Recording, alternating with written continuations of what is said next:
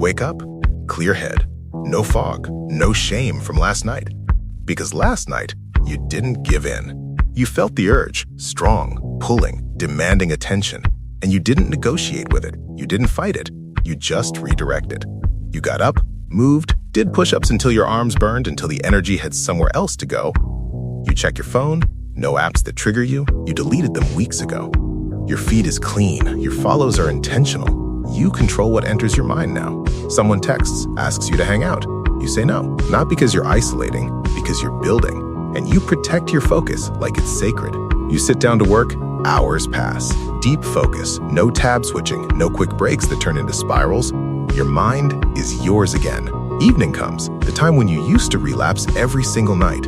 But tonight, you're exhausted, in the best way. Your body's tired from the gym. Your mind is tired from creating. Your spirit is full from progress. You lie down, and for the first time in years, you're proud of yourself. Not because you did something extraordinary, because you didn't do the thing that was destroying you. You didn't escape, you didn't numb, you didn't give away your energy to pixels on a screen.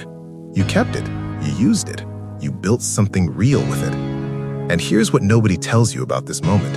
You're not cured. The urges still come, but they don't own you anymore. You're not white-knuckling through life. You've just found something bigger to live for. Your mission matters more than 10 seconds of dopamine. You sleep deep. No guilt keeping you up, no shame replaying in your head, just peace. This is what control feels like. Not perfection, not never struggling, just choosing yourself over the urge again and again until it becomes who you are.